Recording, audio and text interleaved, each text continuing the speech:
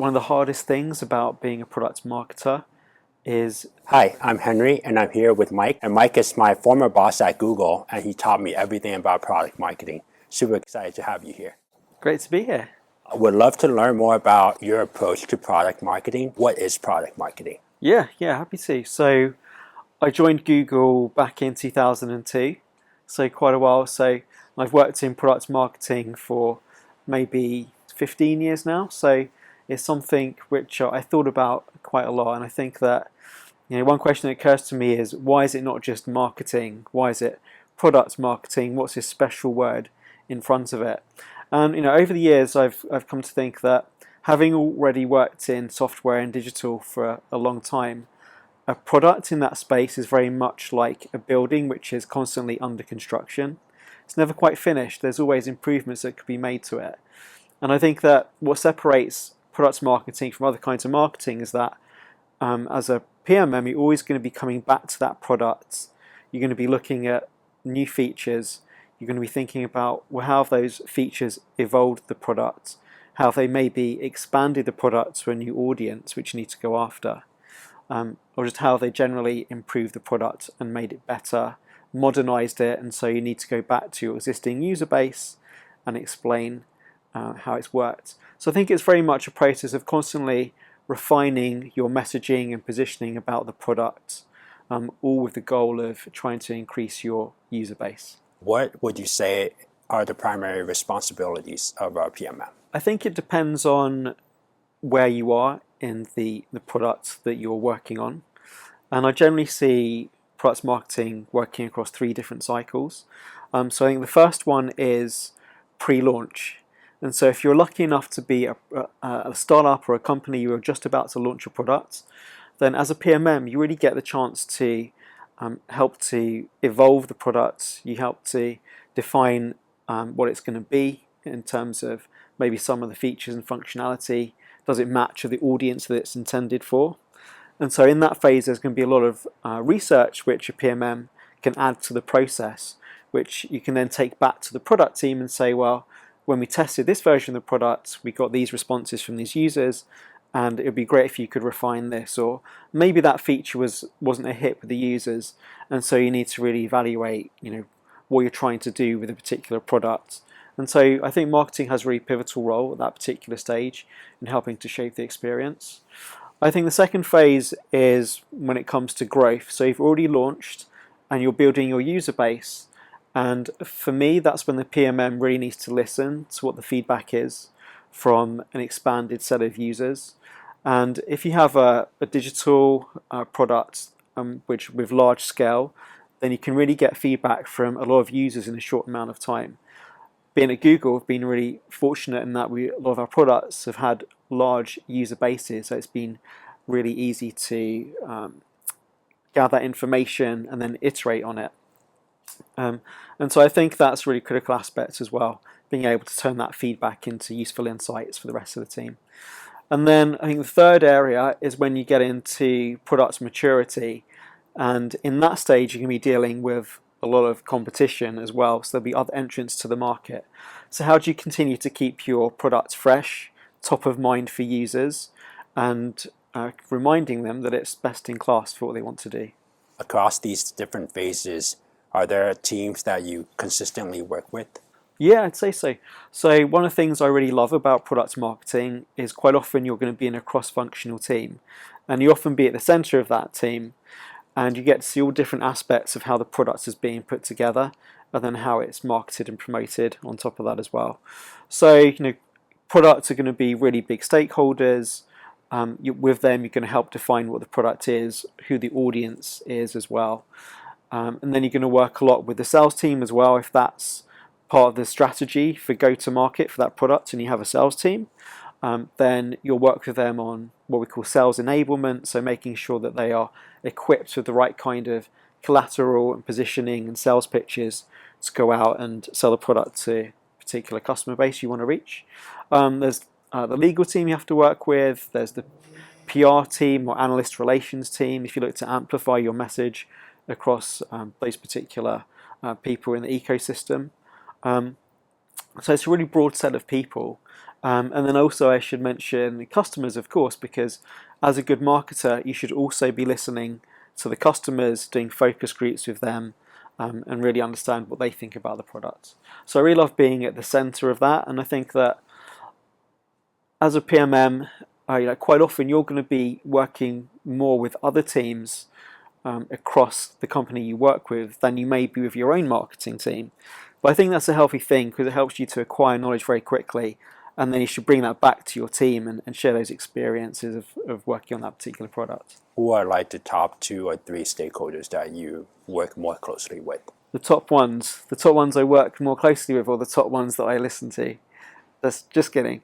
I listen to all of them, of course, but I find that you really need to focus on working closely with the product team because they're going to be so integral to everything which happens with the lifetime of that product, and it can really make or break the success of that product.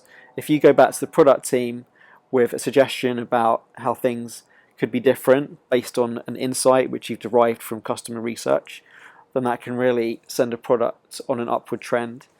And then also, I really listen to the sales team as well. I've been fortunate to work with lots and lots of great salespeople, and because they're on the front line, they get those customer responses, objections to the product very fresh, and you're able to take those and bring those back into your overall messaging for the product as well, and hopefully refine it, address any concerns that people have.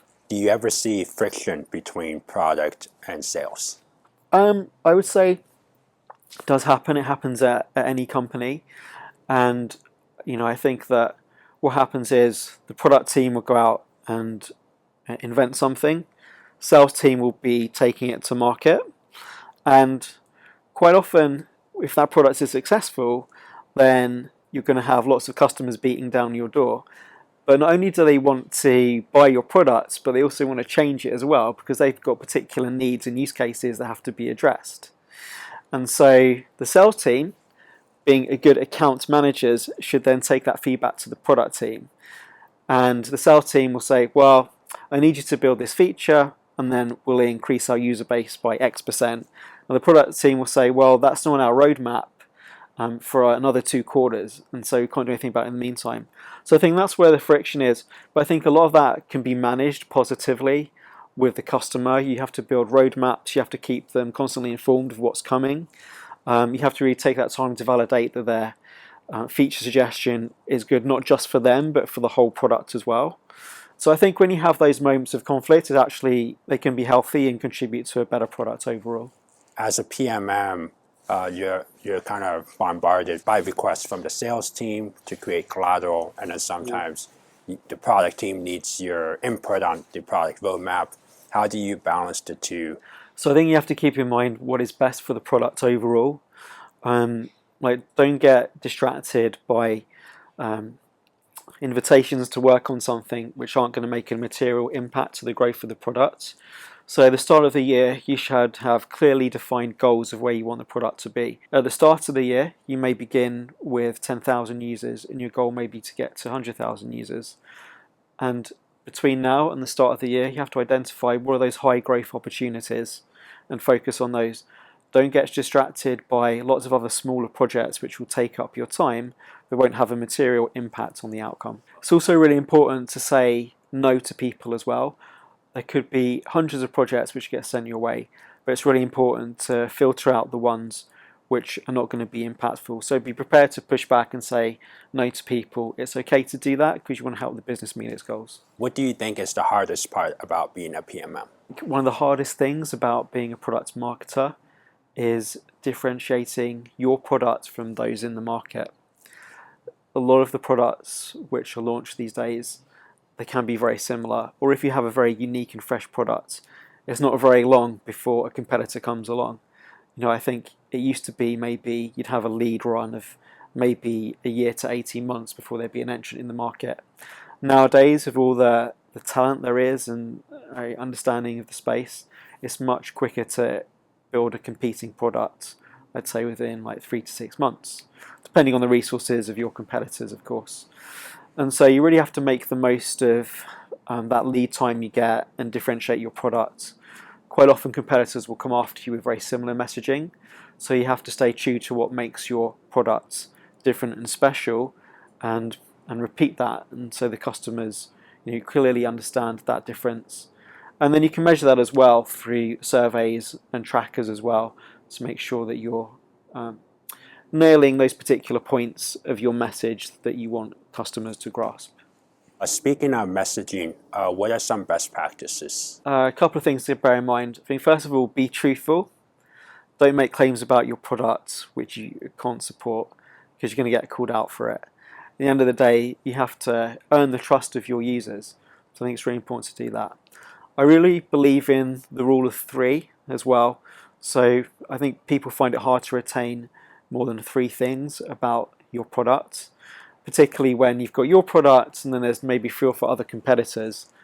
And if they're all quite similar, then going for anything more than 3 particular key points about your product is going to be really hard for the intended customer to try and retain.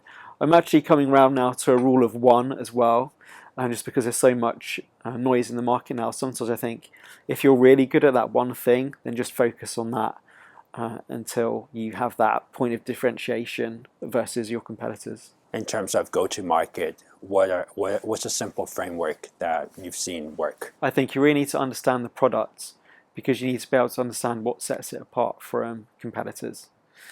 I think you really need to understand who your audience is. Maybe there's a particular demographic that you're going after. Maybe there's another kind of way that you're segmenting your audience. It really depends on what the product is. But you really have to have them in mind, and as you're writing your messaging, make sure that you're writing it for them, because those are the ones it needs to resonate with. And then I think you need to have a really good process for making sure that your messaging gets distributed into the market. You got to think about your full marketing plan. What are the right events to be at? What is your PR strategy? If you're going to be running advertising campaigns, then what channel do you use? Is it billboard? Is it digital, etc.? So I think it all need to come together in a full plan. Now, kind of going back to you, how did you become a product marketer? So I didn't begin my career as a product marketer. I began as an account manager at Google. And what I really found was customers would talk to me about the product and they would say, well, it'd be great if it could do this. And I'd be like, well, actually, no, you're right. Maybe there's a way to do that. And so I then started to have conversations with the product team and bring these insights to them. And then from that point, this became more of a natural transition to think more about, well, rather than selling the product to customers directly, how about if I took a step back and helped create some of the positioning and framework, like based on the feedback that we got from the product, and then use that to enable the sales team to have better conversation with customers. So I gradually found myself getting closer to the product team, and so eventually it just made sense for me to move into a product marketing role, and that's what I've done ever since. And over the years, have you seen the PMM role evolve? Yeah, definitely. I think that it has evolved. I wouldn't say it's necessarily become harder, because I think it's always been hard. I think that as a PMM, you also need to function as a growth marketer as well. And I think that the holy grail of product marketing, and the reason why we do it, is to acquire users for your products. That's why I spend so much time finding out who the audience is, refining the messaging, making sure that you've got a really crisp and clear pitch. And I think that it's great to launch a product, but you also need to think about what is that sustained growth as well, and how can you continue to retell that story to your audience to increase adoption. What would you say are the 3 most important qualities of a good product marketer? So I think you have to be really flexible, and you have to be able to recognize when an approach that you've taken or the team has taken is not working out. I think it's important that you recognize signals early on that your strategy may not be working, and then be prepared to change it. And I think it's okay to test different things in order to find something that works. I think it's really important to be a good communicator at all levels in your team as well, and across different functions. For example, the way I speak to someone in the product team is different to how I speak to someone in the legal team or in the sales team. And so I try and tailor my words and my pitch to each particular audience, because I understand how they respond to certain things and what their particular view of the world is. So I try and add a bit of finesse to that. And then I think the third thing is you really need to be in tune with the data and the metrics around what you're doing as well, because they are going to be the measure of your success. I would say don't get bogged down in too many metrics. Pick one or two, which are going to be the guiding principles for your product and the true definition of success, and then focus on those. Everything else is going to be secondary and is nice to know, but you're always going to have the one or two most important metrics that are going to make the difference. Well, Mike, thank you so much for sharing your knowledge about product marketing. It's good to be here, Henry.